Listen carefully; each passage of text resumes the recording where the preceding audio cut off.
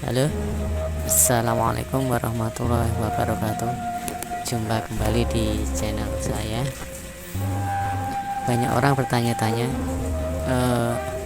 mungkinkah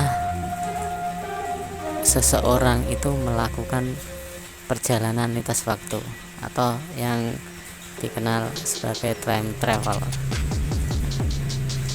Banyak yang percaya dan banyak juga yang tidak. Kali ini saya akan menceritakan seorang pemuda dari Kiev, Ukraina bernama Sergei Ponomarenko, yang dalam ceritanya ini telah melakukan perjalanan waktu dari tahun 1958 ke tahun 2006. Banyak pro kontra atas cerita ini. Silahkan Anda boleh percaya dan boleh juga tidak. Saya hanya sebatas menceritakan apa yang terjadi dalam cerita tersebut. Silahkan disimak. Jalan dengan wajah yang bingung. Ia mengenakan pakaian era Uni Soviet dan membawa sebuah kamera foto antik di tangan. Perilaku pemuda tersebut menarik perhatian polisi yang sedang bertugas. Polisi lalu menghampiri pria itu dan minta menunjukkan identitas dirinya. Polisi terkejut melihat dokumen yang disodorkan pemuda itu. Itu adalah dokumen yang digunakan pada era Uni Soviet tahun 1950-an. Di atasnya tertera nama Sergei Ponomarenko, tempat kelahiran Kiev, tahun kelahiran 1932.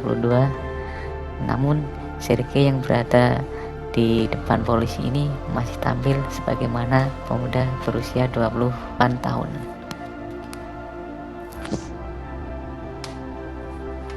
Sergei menjelaskan identitasnya kepada polisi, tetapi makin menjelaskan makin membuat polisi lebih skeptis dan merasa tidak masuk akal.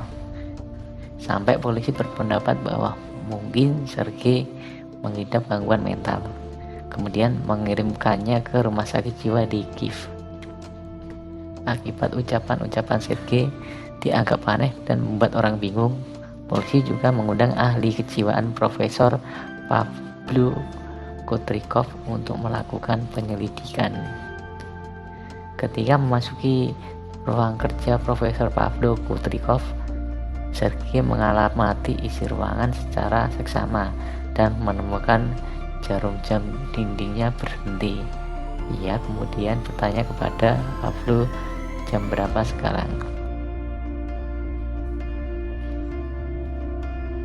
Setelah mengamati arlojinya, Pavlo baru sadar jika jamnya juga tidak bergerak. Namun baik jam di dinding maupun arlojinya sama-sama menunjukkan pukul 12.32.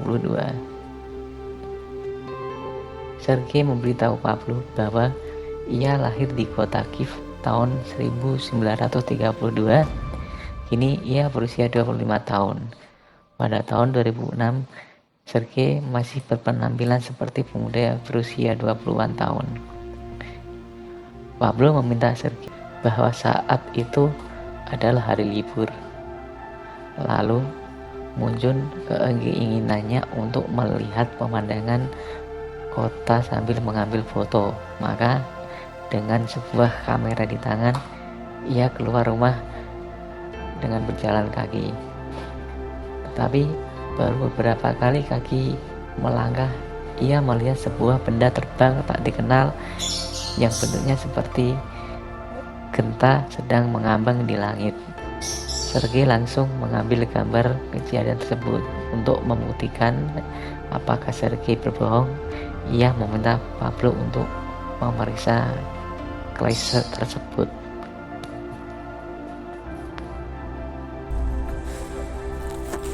Profesor Pavlo lalu mengundang seorang pakar fotografi yang bernama Vadim Posner untuk membantu memeriksa klise film kamera Sergei.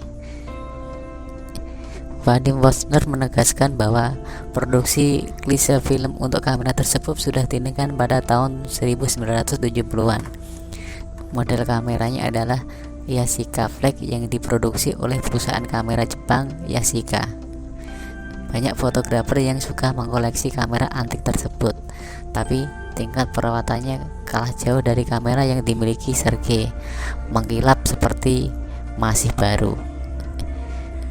Klise film lama yang diletakkan pada tahun 2006 masih saja terlihat baru tanpa ada kerusakan dan membuat pakar fotografi heran. Ia tak dapat menjelaskan fenomena ini. Jika bukan melalui proses penerobosan ruang dan waktu, film ini bisa terpelihara dengan baik di luar lingkungan tertentu sepertinya tidak mungkin. Melalui pengamatan lebih jauh, Pablo dan Vadim juga menemukan sepasang muda-mudi dalam film tersebut. Pemuda yang laki-laki adalah Sergei dan yang perempuan adalah Valentina Kulis, pacarnya. Pakaian yang dikenakan Sergei dalam foto sama dengan yang dipakai pada tahun 2006.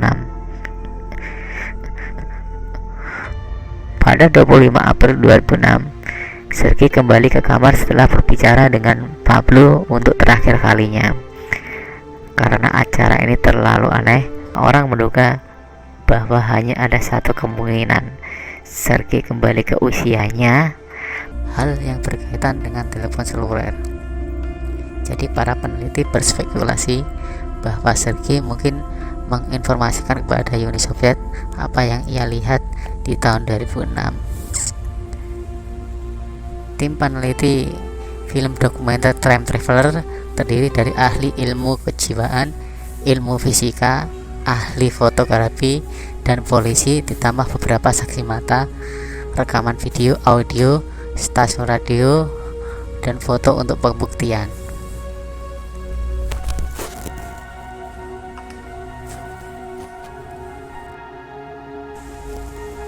Oke, demikian tadi kisah Sergei, seorang pemuda yang berhasil dalam cerita tersebut melintasi ruang dan waktu. Time Traveler ini adalah topik yang misterius dan masih dieksplorasi hingga saat ini. Mudah-mudahan eksplorasi dan penelitian para ilmuwan suatu hari nanti bisa berhasil mengungkap rahasia tentang ruang dan waktu. Mengenai kebenaran tentang cerita ini masih terjadi dan pro dan kontra.